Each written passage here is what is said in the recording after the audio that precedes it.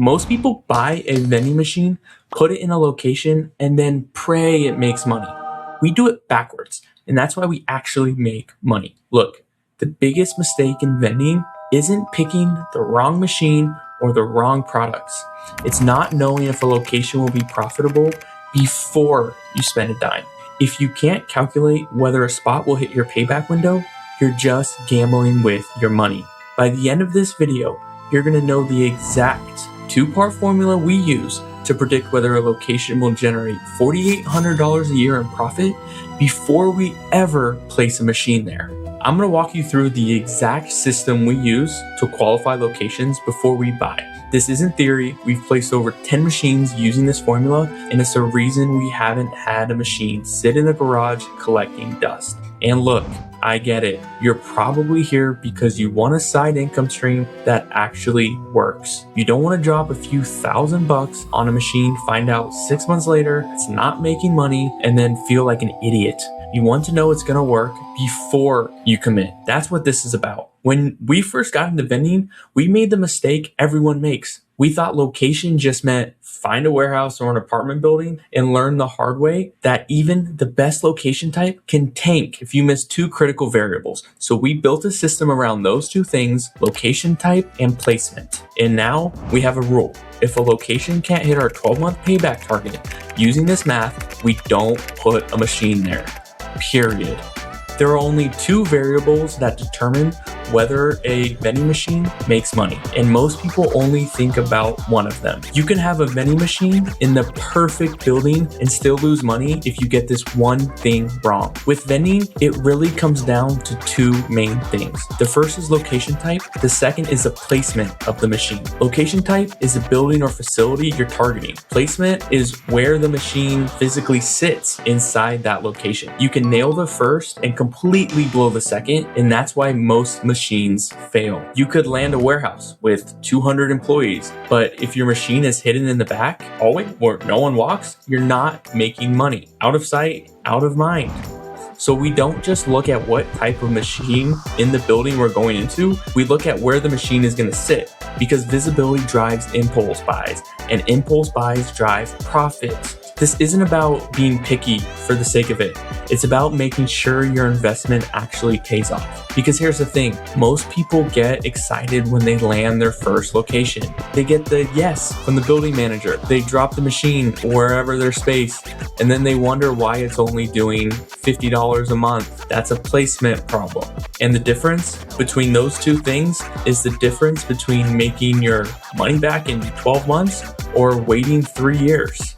So before you even start reaching out to locations, you need to know what you're looking for. You need to know what types of buildings work, how many people need to be there, and where the machine needs to sit once you get it in. If you understand those two variables, you're already ahead of 90% of people trying to break into vending, and you're about to learn exactly how to use them. Not all locations are created equal. Here are the 3 types we target and the ones we avoid like the plague. All right, so let's break down the location types that actually make money. This is our bread and butter, industrial warehouses. We primarily target these because you have multiple shifts of employees. They could be working 18 hours across 2 different shifts, 6 days a week. From an employee standpoint, we want at least 50 employees, because anything less, it's hit or miss whether or not it's going to be super profitable. Common sense, right? Why does this work? Captive audience. They're stuck there. They can't leave for lunch. Impulse control kicks in when they see the machine on their way to break room, right? They're staring at it or clocking out. It doesn't matter. They've got 50 employees working long shifts. We're interested. And that's the bare minimum, okay? Apartment complexes, but only the right kind. Not all apartment complexes are created equal. Garden style apartments where people have to physically walk from their building to a central lobby doesn't necessarily work well. People are directly driving to their building. They have garages. They don't just see the machine that often. They're not going inside the lobby that often. High-rise apartment buildings work a lot better because it's a much smaller footprint. Once residents know where the machine is, they can just get in the elevator and grab something. Way more visibility, way more impulse buy. We also love student housing complexes because students don't really care as much when it comes to spending money, as much as you might think the opposite. They're spending $8 on a cup of coffee anyways. So a $2 to $3 candy bar or a $4 energy drink is nothing. High schools also do really well, especially if you can land one. You've got anywhere from 800 to a couple thousand students, and students are perfect vending customers. Now, obviously, there's no school on the weekend, and you've got summer break, spring break, all the breaks, right? But the numbers they do while they're on campus make it worth being there the entire year. Elementary and middle schools don't really work for us because at that point, your only customers are teachers. And let's be honest, teachers don't want to spend that much money. They don't make a lot. You just have enough volume that you can't hit. Hospitals do really well just because people are stuck there. People are waiting, emergency rooms, employees are working long shifts. It's another captive audience situation, and that's what matters. At the end of the day, it comes down to determining locations that have a captive audience. Because they're not going anywhere and they're looking at your machines, they're stuck there. This is the difference between targeting randomly and targeting strategically. You could spend months reaching out to locations that will never hit your numbers, or you could focus on the building types that have proven track records of actual profitability. So when you're scouting locations, you need to be asking yourself, is this a captive audience? Are people stuck here for hours at a time? Do they have easy access to leave and grab food somewhere else? If the answer is yes to your first two and no to the third, you've got a solid target. If not, move on.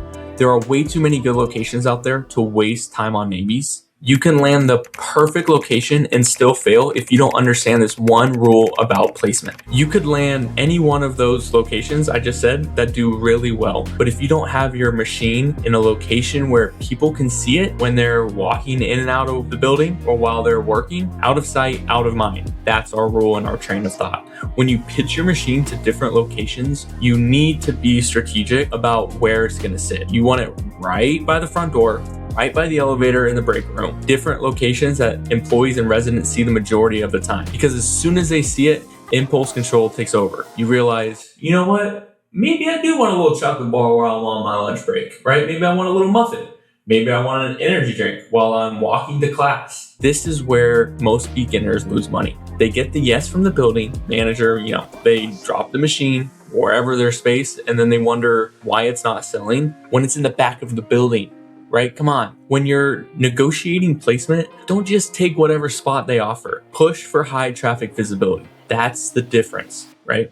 Between a machine that makes $400 a month and one that makes you $1,000. And here's what most people don't realize. Placement isn't just about convenience for the building manager. It's about maximizing your ROI. If you let them stick your machine in a janitor's closet down a back hallway, you're not doing yourself any favors. You're wasting money. You're locking in a low performing asset from day one. So when you're in that conversation with the building manager or property owner, you need to be confident about where you want the machine. Don't be pushy, but don't be a pushover either. It's your business, it's your money. Say something like, I totally get that space is tight, but for this to work for both of us, the machine needs to be somewhere people see it every single day. Can we put it by the main entrance or in the break room? If they push back, you can always offer to test it for 30 days in your preferred spot. If it doesn't work, you'll move it. But 9 times out of 10, when you put the machine in a high visibility spot, it performs. And they're happy because their people are happy. And some locations are even getting profit share. So the more money you make, the more money they make. Here's the exact math we use to determine whether a location is worth it before we ever place the machine. All right.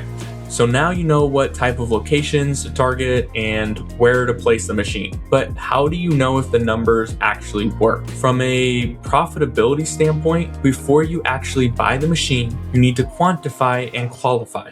Quantify how many residents they have, how many employees they have, then qualify based on that number. If they don't have at least 50 employees, it probably won't make the most sense to put a machine there. For us, we like to make our money back within 12 months. So that's how you can determine whether or not a location would be profitable for you. If they have 50 employees, you can expect about 7 different transactions a day with an average transaction of, around $4, right? 7 times 4, $28 a day, times 25 working days, that's about $700 a month in revenue. Quick math, I'm good at it. Now that's revenue, not profit, right? The margins are typically about 50%, based on product cost. So you're looking about $350 a month or so in profit. And over 12 months, that's, I don't know, $4,200 in profit, which is just about how much it costs to cover one of the machines. So in that case, that's profitable for us. That location hits our 12-month payback rule, and we would move forward with it. If you have 30 employees, you may only be getting 3 or 4 transactions a day, which might not make the most sense for us to place a machine there. Do the same exact math. This formula is how we've been able to scale without losing money. We know whether a location is gonna work before we even spend a dime on a machine. And here's the thing, most people don't do this math. They get excited about a location, they buy the machine, they place it, and then they cross their fingers. That's not a business, that's a gamble. When you run the numbers first, you're not hoping it works, you're confident it will. And that confidence lets you scale faster because you're not second guessing every single placement that you do. So before you reach out to any location, before you even buy your machine, sit down and do this math. Figure out how many transactions you need per day to hit your payback window. Figure out what employee count gets you to that number. And then when you're talking to a building manager or property owner, ask them how many people work there, how many people live there, ask them what shifts they run, ask them if employees are allowed to leave during their breaks or if they're stuck there on site because it's construction, right? If the math doesn't work, walk away. Don't try to force it. Like I said, there's way too many good locations out there to waste time on one that can't hit your numbers. Now look, if you're watching this and thinking, okay, I get the formula, but how do I actually find these locations? How do I pitch them? What do I say? We break all of that down inside our free community. We've got step-by-step walkthroughs, pitch scripts, real examples of deals we've done. If you want access to that, links in the description. It's free. We answer questions in there every single week. So just to recap, profitability in vending comes down to 2 things: location type and placement. You need at least 50 employees or the equivalent in foot traffic, really.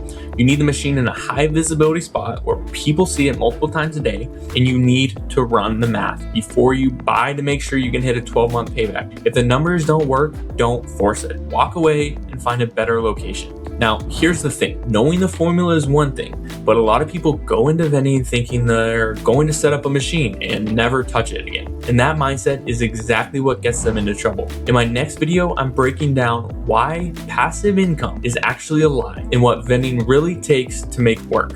If you want to go into this with the right expectations and actually succeed, you need to watch that next. Sean with Snack City Vending. See you later.